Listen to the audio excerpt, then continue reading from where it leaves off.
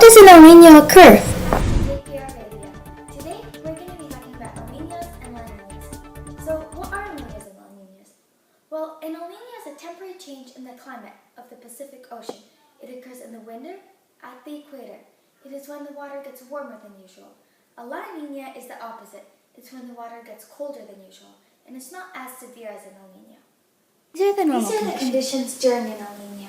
During an El Nino, the winds get weaker, and some of the water from the west goes to the east. As a result, not as much cold water gets pushed up from below. This makes the eastern Pacific warmer.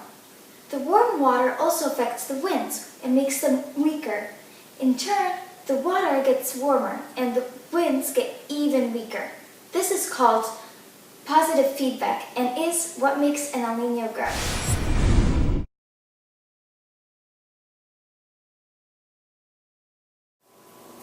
In the West Pacific, there are usually droughts or even devastating fires in Australia. In the southern tier or part of the US and in Peru, the rainfall increases and can even cause floods. Peru used to export a lot of fish and seafood and used to be known for being one of the best fish industries in the whole entire world. But now, because of an El Nino, the cold water and the thermocline where the fish live is at the bottom of the ocean, so it's almost useless to go fishing. Sea lions, birds, and fishermen go hungry.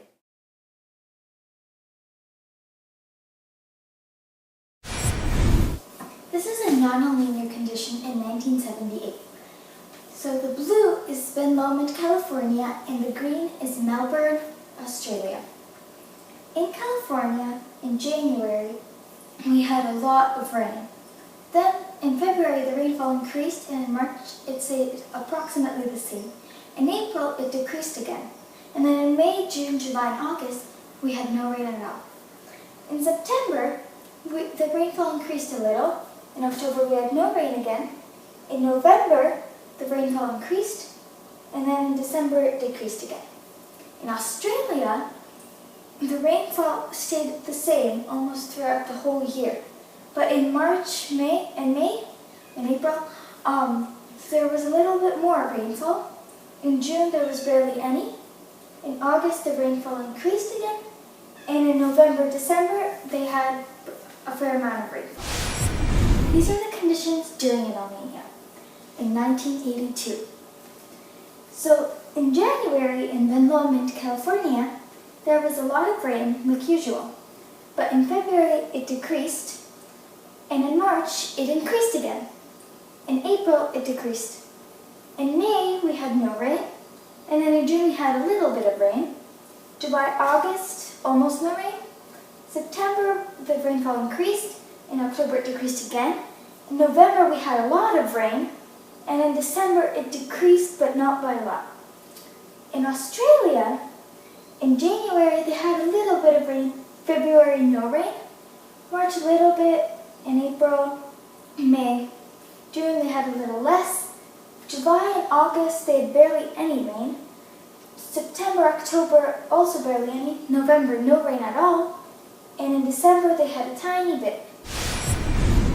El Niños affect hurricanes in the West Atlantic Ocean. This is because during an El Nino, the wind shear is increased. This reduces the frequency and strength of hurricanes in the Atlantic Ocean. This is a graph that compares Atlantic Ocean hurricanes normally and to an El Nino season. Normally, there's about 5.8 normal hurricanes, but in an El Nino season, there's only 4. And intense hurricanes, there's usually 2.5, but during an El Nino, only 1.5. This is a world map of the El Nino conditions. You see that right here in Australia, it's all dry. And in the Pacific Ocean, there's a lot of rainfall. Here in South America, there's also a lot of rainfall. And here, their temperatures are higher than usual. Here, it's really warm, and in China too. And then in South Africa, there's a drought. In Central Africa, there's a lot of rain.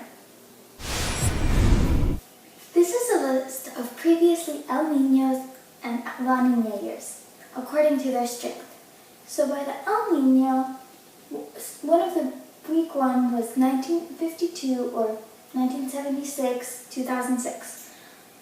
A moderate one would be 1968, 2002, 1951, and two of the strongest and one of the most known, 1997 and 1982.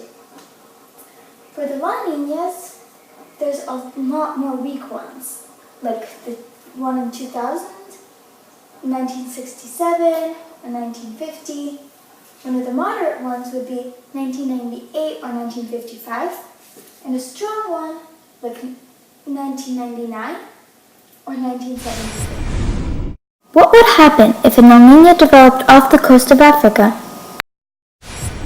I think that if an El Niño would develop off the coast of Africa, then Africa and maybe even Europe would get flooded. Eastern, North, and South America would have droughts, maybe even fires. And then in the west of North America, there wouldn't be any hurricanes, or at least not as many.